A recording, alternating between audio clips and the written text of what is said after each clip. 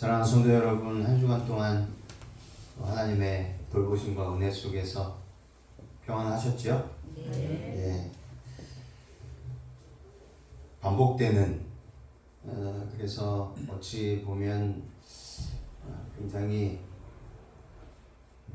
이 반복됨으로 인해서 좀 감흥이 없을 것 같은 습관적으로 맞이하는 이 안식일. 그러나 감사하게도 하나님께서는 안식일이 되기 전부터 우리의 지친 영혼과 마음 그리고 육신을 회복시켜 주시기 위해서 온갖 수단과 방법을 다 동원하셔서 우리를 위하여 일하신다는 사실입니다. 그 하나님을 다시 만나시고 감사와 기쁨이 넘치는 귀한 안식일을 보내시기를 주님의 이름으로 기도합니다.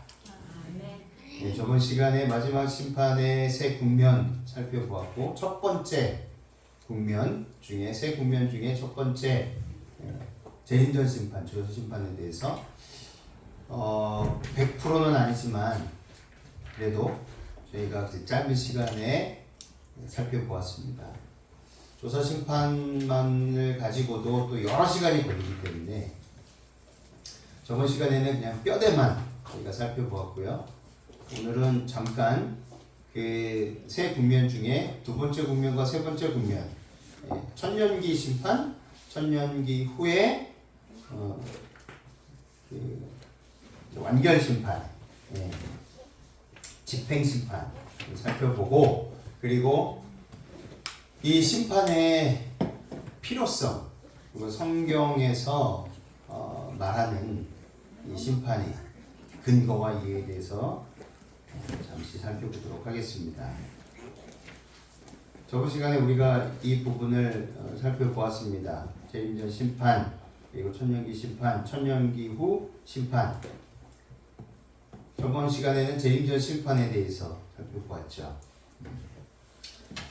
특별히 이 세속 법정에서도, 이 땅에서의 이 세상 법정에서도 하나의 사건을 놓고 제1심 법원, 제2심 법원, 공소심, 또 제3심 대법원을 거치게 됩니다. 그 각각이 또한 수많은 공판들로 이어졌죠. 길고 긴 변론, 심리 과정을 거쳐서 피고에게 판결을 내리게 됩니다. 치밀한 이런 재판 절차는 공정과 정의를 구현하기 위해서입니다. 불완전한 인간 검사와 판사들이 진행시키는 이 인간 법정에서 진행되는 심판 절차도 이렇게 치밀하고 엄격하게 공판 과정을 거쳐서 조사하고 확인할 건데, 하물며 완전하시며 공의로우신 하나님의 심판 법정에서는 어떠하겠습니까? 그 누구도 이의를 제기할 수 없는 완벽한 하늘 법정의 최후 심판이라야 한다는 것입니다. 만일 하늘 법정의 조사, 심리 및 평가 과정이 모호하거나 충분치 못하다면 최후 심판의 신뢰성을 담보할 수 없을 것입니다. 또한 그리스도와 사단 사이의 대쟁투의 쟁점에서 제기되어 온 하나님의 의로우심에 대한 적대 세력의 주장이 힘을 얻게 될 것입니다. 조사 심판에 대한 성경상의 확실한 근거를 의심하거나 배척하는 시각은 근본적으로 하나님의 정의 구현을 약화시킬 것입니다. 그러므로 우리들은 성경적 근거와 이해를 분명히 깨달아야 한다는 것입니다. 저번 시간에도 이 표를 보여드렸지만 재림전 심판은 조사 심판으로서 예수님께서 재림하시기 전 그 대상은 하나님의 백성이라고 공언하는 자들과 또 적그리스도, 작은 뿔에 대한 심판입니다. 목적은 용서받은 죄인은 옹호받고 작은 뿔을 정죄하기 위함입니다. 천년기 심판은 천년기 동안에 그 대상은 정죄받은 죄인들과 타락한 천사들. 그 목적은 왜 정죄받은 죄인들과 타락한 천사들이 구원받지 못했는지를 명확하고 정확하게 설명하기 위해서입니다. 천년기 후의 심판은 집행 심판입니다. 이제 심판이 딱 결정이 되면 그래서 이제 집행해야 되잖아요. 이것은 천년기 이후 그 대상은 사탄과 그의 사자들, 구원받지 못한 모든 악한 자들입니다. 목적은 죄의 최종적 제거 그리고 처리를 위함입니다. 더 이상 죄가 지구뿐만 아니라 온 우주에 다시는 들어와서는 안 되기 때문입니다. 이 마지막 심판의 이 세 국면 결론은 하나님의 심판의 세 국면을 통해서 하나님의 나라와 그리고 하나님의 마음, 품성, 이 공의와 자비 이것이 용서받은 죄인을 옹호하기 위한 하나님의 목적이 성취됨을 나타내는 것입니다. 두 가지죠. 하나님의 나라에 그리고 하나님의 품성에 대하여 그분이 얼마나 공의롭고 자비로우신 분이신지, 즉 하나님은 사랑이시고 앞으로도 사랑이실 것이다. 그 사랑이 죄인들을 어떻게 회개케 하였고 믿음으로 구원받게 했는지 그것을 보여주는 것이 바로 마지막 심판의 결론인 것입니다.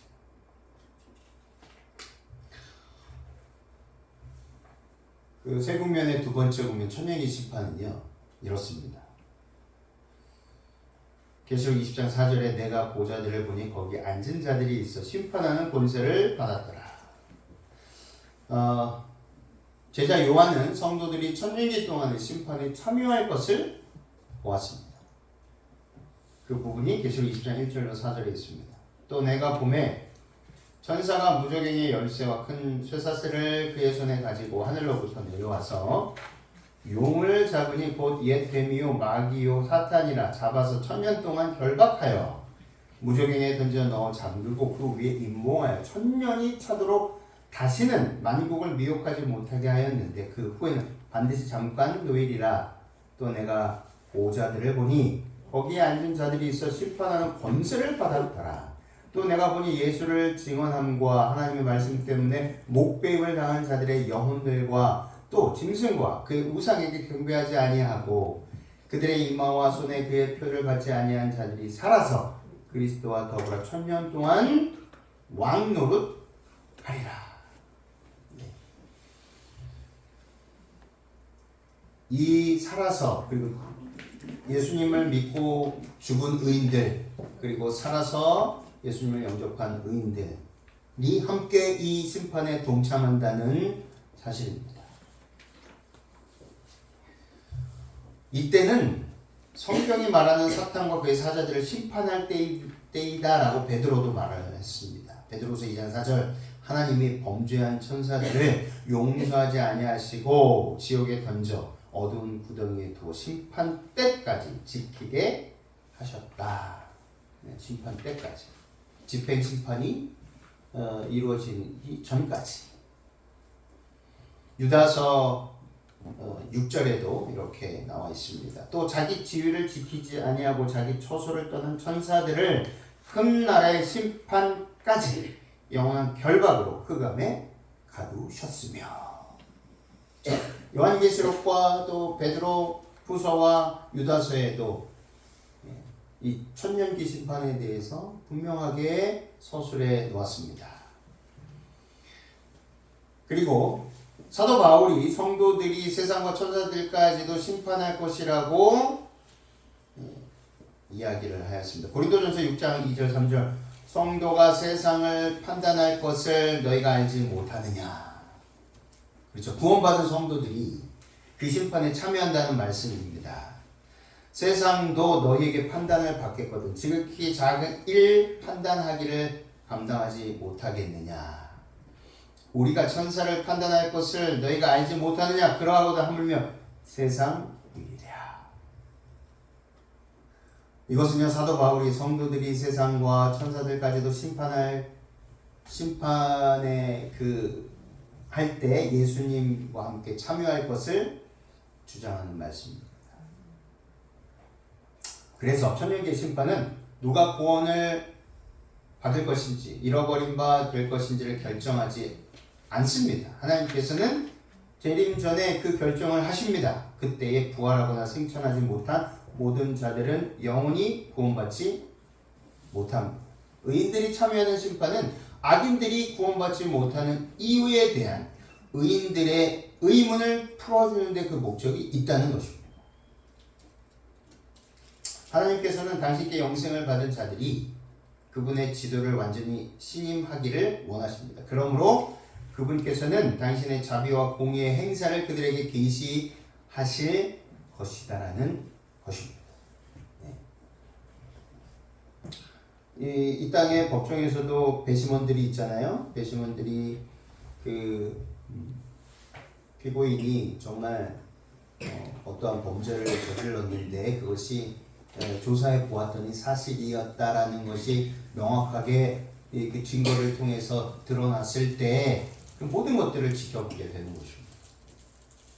그래서 심판을 한 그 재판관의 그 재판관이 결과를 내어놓고 심판하는 것이 얼마나 합당하고 공의롭고 정당한 것인지를 배심원들이 다 지켜보는 것입니다. 마찬가지로 의인들도 그 부분에 대하여 하나님의 공의로운 심판, 하나님의 정의로운 심판이 얼마나 마땅한 것인지, 악인들이 왜 그렇게 심판을 받아야만 하는지에 대해서 분명하게 알게 된다는 것입니다. 그런 후에 천년계 끝에 이루어지는 집행 심판이 있는데 이것은 계시록 20장 5절로 12절의 말씀을 보면 알 수 있습니다. 4절 중반부부터 보시면 짐승과 그의 우상에게 경배하지 아니하고 그들의 이마와 손에 그의 표를 받지 아니한 자들이 살아서 그리스도와 더불어 1000년 동안 왕노릇하니 그 나머지 죽은 자들은 그 1000년이 차기까지 살지 못하더라. 이는 첫째 부활이라. 이 첫째 부활에 참여하는 자들은 복이 있고 거룩하도다. 둘째 사망이 그들을 다스리는 권세가 없고 도리어 그들이 하나님과 그리스도의 제사장이 되어 1000년 동안 그리스도와 더불어 왕노릇하리라. 1000년이 참에 사탄이 그 옥에서 놓여 나와 땅의 사방 백성과 곧 복과 마곡을 미혹하고 모아 싸움을 붙이리니 그 수가 바다의 모래 같으리라. 그들이 주변에 널리 퍼져 성도들의 짐과 사랑하시는 성을 두루매 하늘에서 불이 내려와 그들을 태워버리고 또 그들을 미혹하는 마귀가 불과 유황 못에 던져지니 거기는 그 짐승과 거짓 선지자도 있어 세세토록 밤낮 괴로움을 받으리라. 또 내가 크고 흰 보좌와 그 위에 앉으신 이를 보니 땅과 하늘이 그 앞에서 피하여 간 데 없더라. 또 내가 보니 죽은 자들이 큰 자나 작은 자나 그 보좌 앞에 서 있는데 책들이 펴 있고 또 다른 책이 펴졌으니 곧 생명책이라. 죽은 자들이 자기 행위를 따라 책들에 기록된 대로 심판을 받으리라. 이렇게 되어 있습니다. 요한은요 하나님의 원수들이 성을 둘러싸고 공격할 준비를 갖추었을 때 하나님께서 그분의 크고 흰 보좌를 설치하신다라고 알려줍니다. 모든 인류는 이 보좌 주위에서 만나는데 어떤 사람들은 성 안에서 안전하게 있고 또 어떤 사람들은 성 밖에서 심판자의 임재 앞에 두려워할 것입니다. 하나님께서는 심판의 마지막 단계를 반드시 말씀에 따라서 집행하실 것입니다. 누가복음 13장 28절 너희가 아브라함과 이삭과 야곱과 모든 선지자는 하나님 나라에 있고 오직 너희는 밖에 쫓겨난 것을 볼 때에 거기서 슬피 울며 이를 갈미 있으리라. 네. 누가복음에서도 분명히 서술하고 있습니다. 이 말씀은요 그리스도께서 너희가 아브라함과 이삭과 야곱과 모든 선지자는 하나님 나라에 있고 오직 너희는 밖에 쫓겨날 것을 볼 때 거기서 슬피 울며 이를 갈미 있으리라고 말씀하신 때입니다. 이 심판의 집행 부분을 실천하기 위해서 하나님의 기록책들이 펼쳐질 것입니다. 그것이 우리가 살펴본 11절 12절 말씀이라는 거죠. 계시록 20장 11절 12절 말씀. 다른 책이 펴졌는데 생명책인데 죽은 자들이 자기 행위를 따라 책들에 기록된 대로 심판을 받겠다. 그때에 하나님께서 운명의 선고를 하시는 것입니다. 영원한 심판의 종결이에요. 이것이 둘째 사망의 둘째 부활에 참여하는 자들입니다. 둘째 부활 그리고 둘째 사망. 왜 하나님께서는 이 사람들이 다시 살아나게 하셨다가 다시 죽게 하시는가? 번거롭게. 천년기 동안에 구속받은 자들은 우주에 있는 모든 지성적 존재를 취급하시는 일에 나타난 하나님의 공의를 살피는 기회를 갖게 되죠. 천년 동안. 그 다음에 사탄과 그의 사자들을 포함하여서 구원받지 못한 자들이 스스로 하나님의 길의 의로움을 인정해야만 하는 단계에 이른다는 것입니다. 그래서 천년의 시간이 필요하다는 것입니다.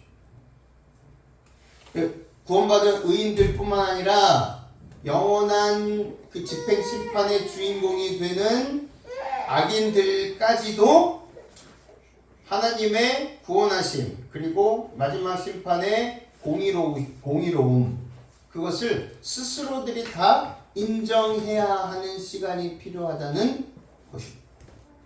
세상 법정과 차이가 없습니다.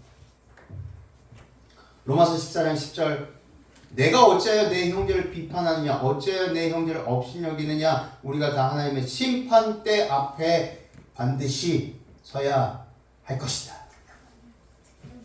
십자가에서 승리하셨죠. 그렇다고 해서 십자가에서 이 심판의 과정이 약한 것이 그렇지 않습니다. 명확하고 분명하게 완전하게 그 심판의 과정을 설명해 주고 있어요. 십자가에서. 그리고 십자가는 중심입니다. 그런데 많은 사람들이 십자가에서 끝났다라고 이야기를 해요. 그래서 십자가에서 보혈의 피로 피가 흘려진 것을 믿기만 하면 우리는 이미 그 심판이 끝난 거기 때문에 구원받은 사람들이다 라고 말을 합니다. 그럴싸합니다. 네, 우리가 분명히 이해해야 될 것은 이 재림전 심판 그리고 마지막 심판의 세 국면이 그리고 특별히 십자가에서의 그 완전한 그 승리가 불완전하다. 뭔가 남아있다 라고 생각하면 안 된다는 것입니다. 심판의 과정에 있어서 완전하고 완벽한 출발점이다라는 겁니다. 십자가가 없으면 이 모든 과정이 없습니다. 십자가가 없이 우리는 절대로 이 하나님의 공의로움과 하나님의 은혜를 이해하려야 이해할 수가 없습니다. 가끔 그렇게 생각하시는 분들이 계셔서 말씀을 드리는 거예요. 특별히 그 완전론을 주장하시는 분들 중에 그 십자가가 약간 완전하지 않다라고 좀 이렇게 가르치는 분들이 계세요. 다는 아닌데. 그래서 우리 성도들이 오해의 소지가 있는 것입니다. 절대로 그렇지 않다는 거죠. 빌립보서 2장 10절 11절 하늘에 있는 자들과 땅에 있는 자들과 땅 아래에 있는 자들로 모든 무릎을 예수의 이름에 꿇게 하시고 모든 입으로 예수 그리스도를 주라 시인하여 하나님 아버지께 영광을 돌리게 하셨느니라 이 말씀이에요. 그러니까 이 말씀을 다른 것으로 이해하시기보다는 마지막 심판의 세 국면에 있어서 구원받은 의인들과 또 마지막 집행 심판을 받을 악한 무리들까지 하나님의 구원하심과 하나님의 심판하심이 얼마나 공의롭고 정당하며 정의로운지를 알려주시는 거예요. 그래서 빌립보서 2장 10절 11절에 분명하게 말씀하신 것입니다. 그때에 모든 무릎은 다 포함하는 거죠. 의인들만 포함하는 것이 아니라 영원한 형벌을 받을, 그래서 완전히 소멸될 악인들까지 포함한 것입니다. 주라 시인할 수밖에 없는 거예요. 그래서 모든 입으로 예수 그리스도를 주라 시인하여 하나님 앞에 영광을 돌리게 되는 것입니다. 그때에 모든 의구심이 사라지는 거예요. 누구에게 의구심을 심어줬죠? 루스벨이, 천사장이었던 루스벨이 누구에게까지? 피조물인 또 다른 존재인 우주에 살고 있는 우리와 비슷한 또 다른 존재의 하나님의 백성들입니다. 그리고 타락하지 않은 천사들, 그 모든 사람들에게, 모든 피조물들에게 하나님의 공의로우심을 보여주는 것입니다.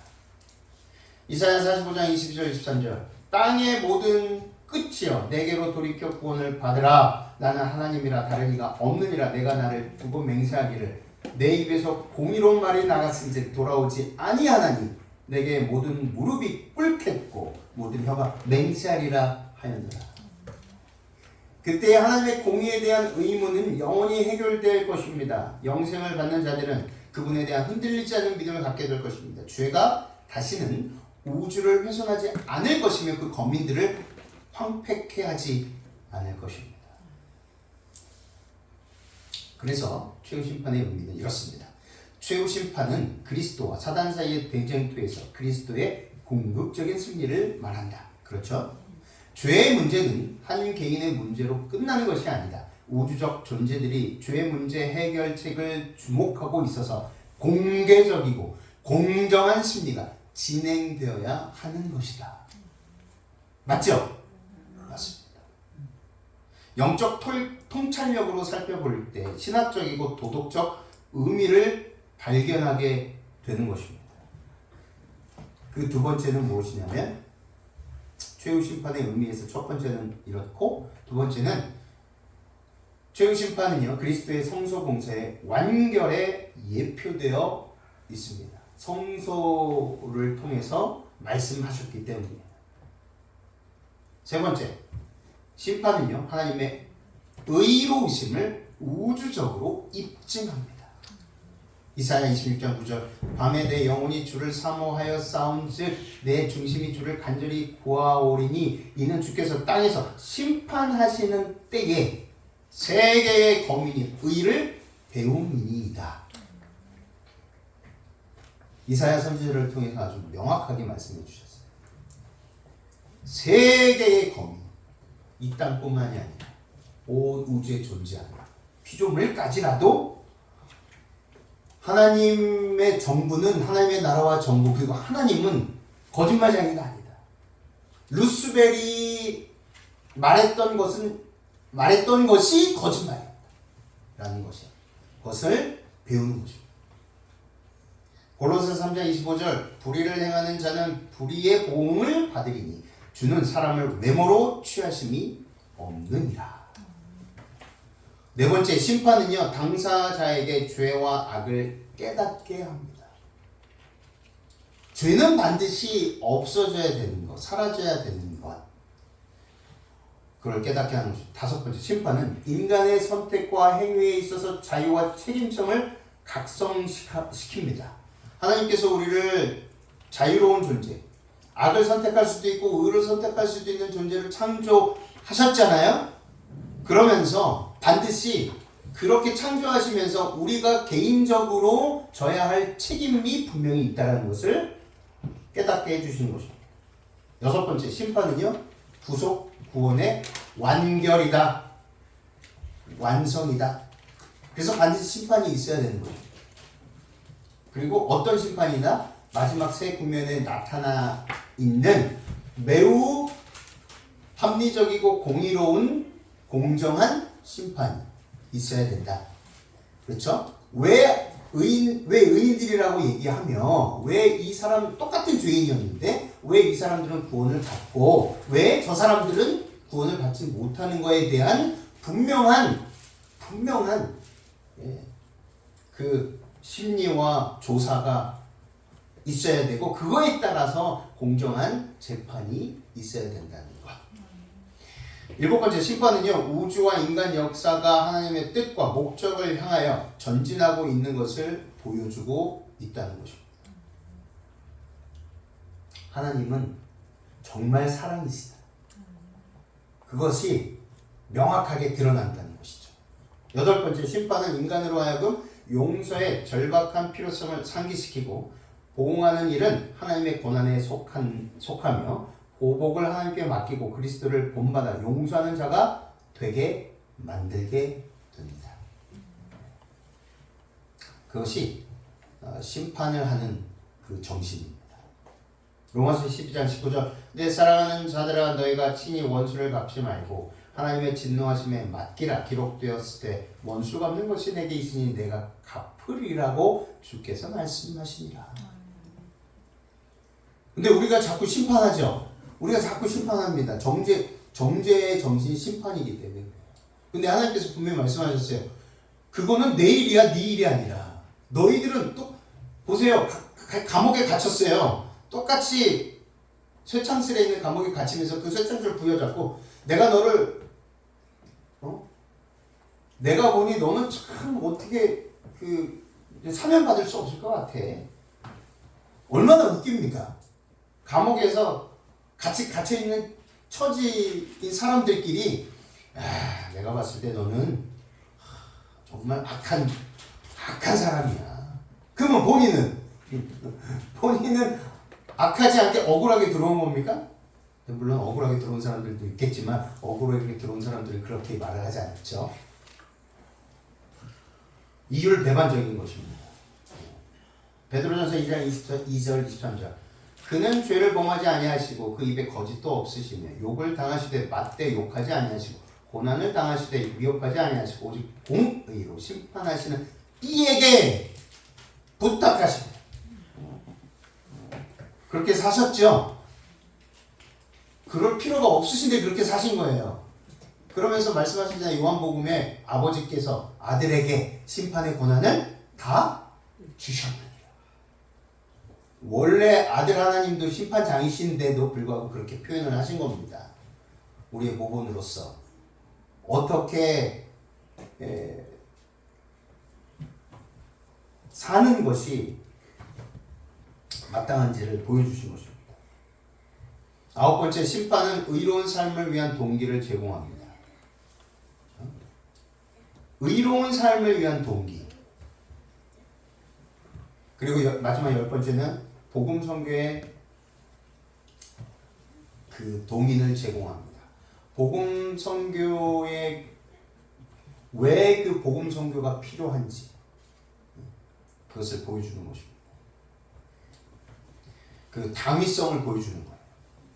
그래서 에스겔 33장 11절, 베드로서 3장 9절을 보면 이렇게 나옵니다. 에스겔서 33장 11절 너는 그들에게 말하라 주 여호와의 말씀이니라 나의 삶을 두고 맹세하노니 나는 악인이 죽는 것을 기뻐하지 아니하고. 우리가 심판을 계속 생각하다 보면 악인은 마땅히 죽어야 돼 라고 생각을 해요. 그러면 하나님의 마음을 잠시 오해할 수도 있다는 것입니다. 그런데 에스겔서 33장을 보니 그렇지 않아요. 하나님께서는 악인도 멸망당하는 것을 원치 않으시는 것입니다. 그것이 하나님의 마음이라는 것이죠. 악인이 죽는 것을 기뻐하지 아니하고 악인이 그의 길에서 돌이켜 떠나 사는 것을 기뻐하노라. 우리 하나님이 이러한 하나님이심을 기억하게 되시기를 바랍니다. 자꾸 심판하다 보면 정말 마땅히 죽어 마땅해. 그러다 보면 우리 성도들 사이에서도 어떻습니까? 저 김 목사 제발 좀 떠났으면 좋겠다. 목회 안 했으면 좋겠다. 정말 마지막 심판 때 목사들이 많이 구원받지 못한다라고 나와 있는데 저 김 목사도 못 받을 것 같아. 이런 생각을 해요. 우리 저 장로님 저렇게 살면 구원 못 받을 텐데. 저 집사님 저렇게 살면 구원 못 받을 텐데. 정죄와 심판의 권한은 내게 있다? 아니다. 그런 마음이 들 때마다 어디로 가셔야 됩니까? 십자가로 가셔야 됩니다. 십자가로 가셔서 무릎 꿇고 무릎이 닳도록 간절히 기도하셔야 돼요. 주님, 제가 심판장이 아닌데 지금 누구를 정죄하고 심판하는 하고 있는 죄인입니다라고 고백하셔야 된다는 것입니다. 베드로서 3장 9절에도 분명히 나와 있습니다. 주의 약속은 어떤 이들이 더디다고 생각하는 것 같이 더딘 것이 아니라 오직 주께서는 너희를 대하여 오래 참으사 아무도 멸망하지 아니하고, 요 마지막 보세요. 아무도 멸망하지 아니하고 다 뭐하게? 회개하게 이르기를 원하시느니라. 하나님의 입장에서는요, 악인들이 심판받고 완전히 소멸되는 그것조차도 보기가 힘드신 거예요. 악인들이라고 하지만 저들 스스로 그 길을 걸어갔지만 그럼에도 불구하고 힘드신 거예요. 왜냐면 내 자식이니까. 내 자식이요, 극악무도한 범죄를 저질렀어도 연을 끊을 수가 없어요. 내 자식이야. 내가 배 아파는 악기 때문에. 그렇지 않아요?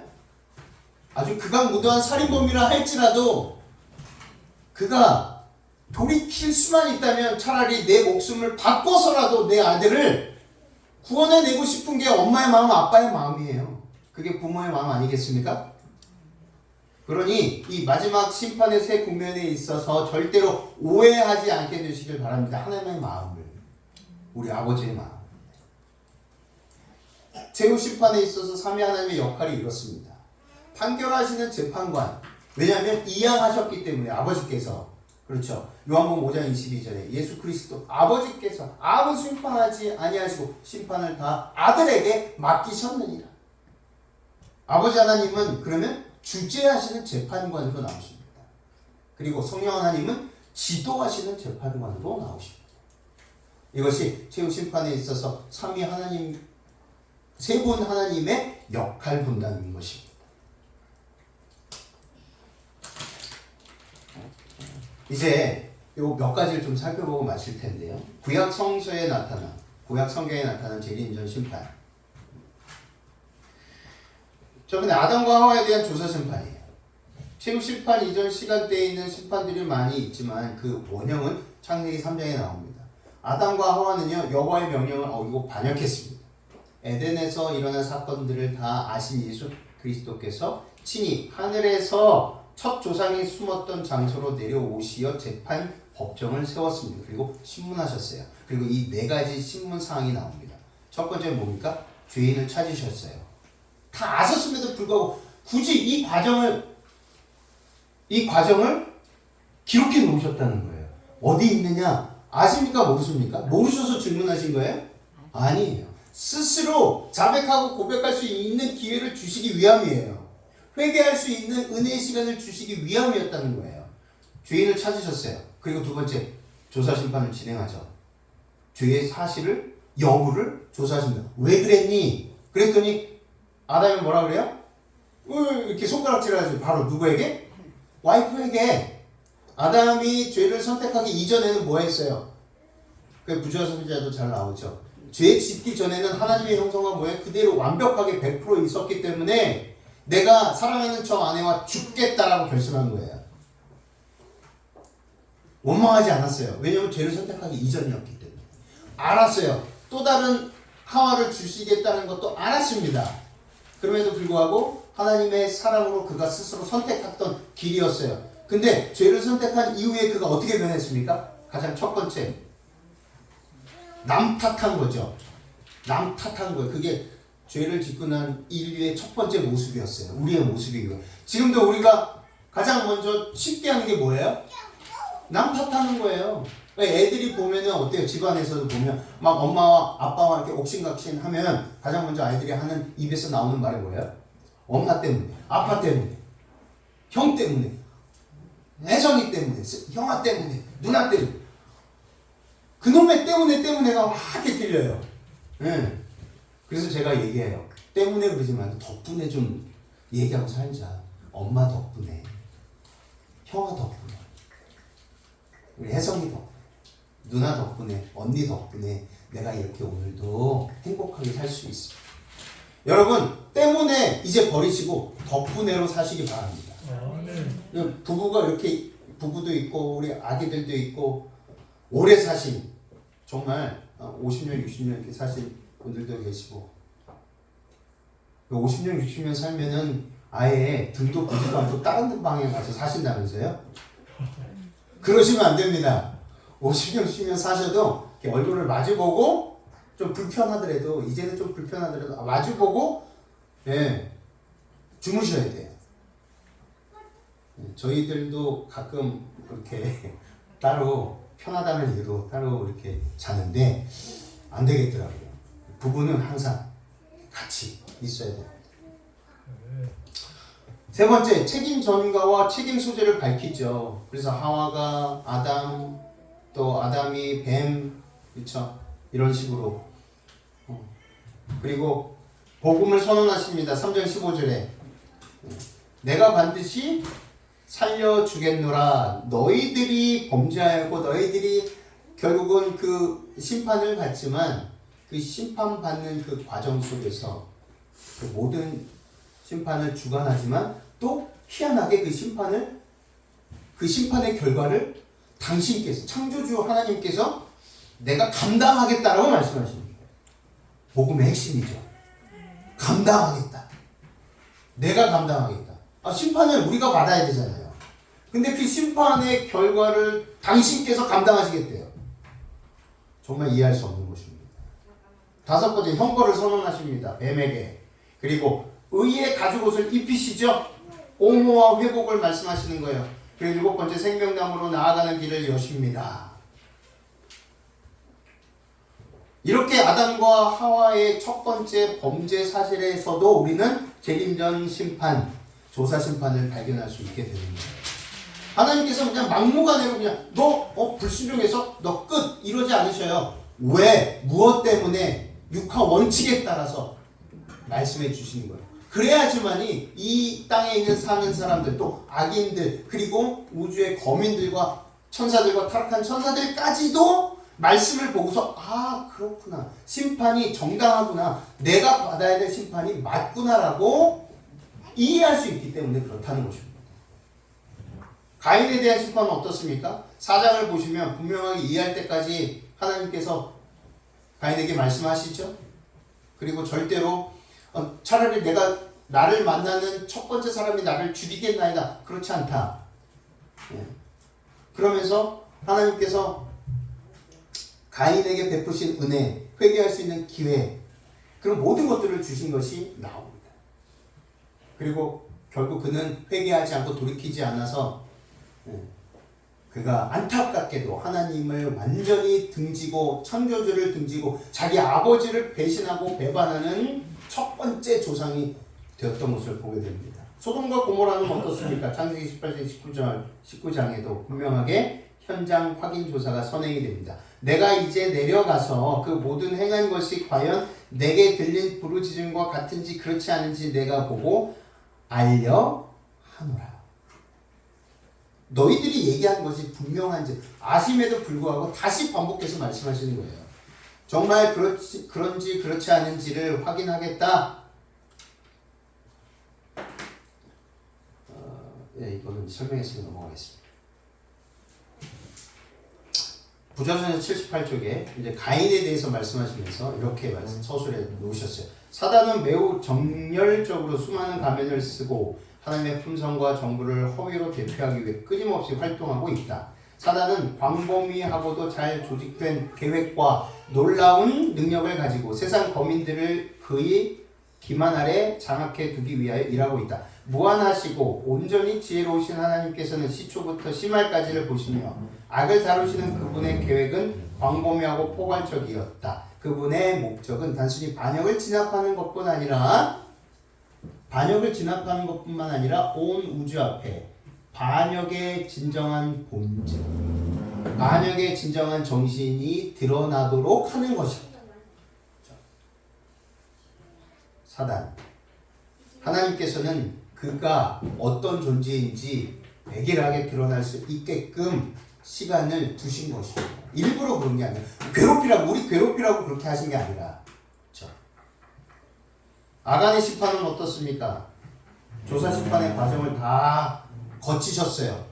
끝까지 하나님의 손가락이 지적하는데도 불구하고 아간은 그때까지라도 뭐 하지 않았어요?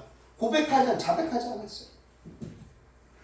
그 이후에 그 이후에 어쩔 수 없이 지파를 통해서 계속해서 좁혀오는 그 조사를 통해서 좁혀오는 자기가 범죄자임을 이제 확인하게 드러난 것을 통해서 어쩔 수 없이 고백하게 됩니다. 그 과정들을 다 거치셨어요. 유다에 대한 하나님의 조사 심판에도 에스겔 9장을 통해서 성소에서 심판이 시작됨을 정확하고 명확하게 또 말씀해 주셨습니다. 유대인들이 예루살렘 성전에서 얼마나 극악무도한 우상 숭배를 자행했는지를 에스겔 선지자를 통해서 이상을 통해서 보여주셨어요. 심판이 어떻게 거룩한 예루살렘에 있게 될 것인지를. 말씀을 마치면서 대쟁투 48쪽, 오늘날 교회가 주의해야 할 더욱 중요한 문제가 또 하나 있다. 사도 바울은 무릇 그리스도 예수 안에서 경건하게 살고자 하는 자는 핍박을 받으리라고 말하였다. 그러면 박해의 불이 거의 꺼진 듯이 보이는 것은 무슨 이유인가? 그 유일한 이유는 교회가 세속적 표준과 타협하여 별로 반대를 받을 일이 없는 까닭이다. 중요한 말씀이죠. 반대의 세력이 있어야 돼요. 그리고 정말 많은 시련과 여러 가지 환란이 있어야 됩니다. 근데 그렇지 않은 이유는 세상과 타협하고 살아가고 있기 때문이라는 거예요. 우리 각자의 삶 속에 우리가 신앙하면서 얼마나 세상과 타협하는지 살펴보게 되시길 바랍니다. 오늘날의 종교는 그리스도와 그분의 사도들이 생활하던 당시에 그리스도인의 신앙처럼 순결하고 거룩한 성격의 것이 아니다. 그리스도교가 세상에서 인기가 있는 유일한 이유는 죄와 타협하는 정신 때문에, 그리고 하나님의 말씀의 위대한 진리들이 너무도 무시되고 있기 때문에, 그리고 교회 내에 활력이 넘치는 경건이 거의 없기 때문이다. 초대교회의 신앙과 능력이 되살아날 때 박해의 정신은 다시 나타날 것이며 핍박의 불길은 다시 타오를 것이다. 초대교회의 신앙과 능력이 되살아날 때, 이거 거꾸로 얘기하면요, 박해가 이 교회에 있을 때 다시 우리는 개혁과 부흥을 맛볼 수 있다는 거예요. 그래서 우리들은 이렇게 간절한 기도를 드려야 됩니다. 어떤 기도입니까? 우리가 하나님의 말씀을 믿을 뿐 아니라 우리가 하는 모든 선택을 하나님께서 지도하시도록 요청할 때에 비로소 우리는 믿음을 갖는 것이다. 요 부분이에요. 하나님께서 지도하시도록 요청하는 거예요. 우리가 하는 모든 선택이에요. 감정적으로 일어나는 것까지라도 포함이 되죠. 모든 선택이에요. 모든 마음에서 내가 저 사람을 미워하고 싶어. 이 선택에 있어서도 내가 그 선택을 하는 게 아니라, 주님 제가 저 사람 너무 미워요. 하나님 도와주세요. 미워하지 않도록 도와주세요. 그 모든 선택을 하나님께서 지도하시도록 요청할 때에 비로소 우리의 믿음은요, 참된 믿음이 된다는 것입니다. 우리의 마음을 그분께 드리고 그분을 사랑할 때 비로소 우리의 믿음을 나타내는 것이다. 우리가 예수께 가까이 가면 갈수록 우리 자신의 생애에서 더 많은 결점을 보게 된다라고 했어요. 예수님께 가면 갈수록 더 많은 결점을 봐요. 내가 더 큰 죄인이구나, 저 사람이 아니라 내가 죄인이구나라는 깨닫게 된다는 거예요. 그러면서 이렇게 돼요. 우리가 우리 자신에게서 칭찬할 것을 적게 발견하면 할수록, 하나님께 가까이 가면 갈수록 우리는 나한테 칭찬할 것이 없다는 것을 알게 됩니다. 그리스도의 무한한 순결과 아름다움에 탐복할 만한 것을 더욱 많이 보게 될 것이다. 우리 자신이 얼마나 죄 많은지 보게 될 때, 우리 자신이 얼마나 죄 많은지를 보게 될 때 우리를 용서할 수 있는 분께로 돌아가게 된다. 우리가 필요를 느낄 때 구주와 하나님의 말씀을 찾아가게 된다. 그분의 아름다운 품성을 바라보면 볼수록 우리는 더욱더 그분을 닮게 될 것이다. 결국은요, 주님을 알아갈수록, 다시 말해서 보면 볼수록, 다시 말해서 깊이 묵상할수록 우리는 주님과 닮아지게 된다는 거예요. 깊이 묵상할수록 우리 자신이 얼마나 큰 죄인인지를 알게 된다는 거예요. 그래서 우리가 칭찬할 게 아무것도 없다는 것을 알게 된다는 거예요. 그것이 참된 믿음이고 믿음으로 살아가는 첫 단축, 첫 단계라고 설명을 하십니다. 꼭 마지막 심판을 받는 무리들 중에 그 심판이 구원의 심판이 되는 저와 여러분들이 되시기를 간절히 바랍니다. 말씀을 마치겠습니다.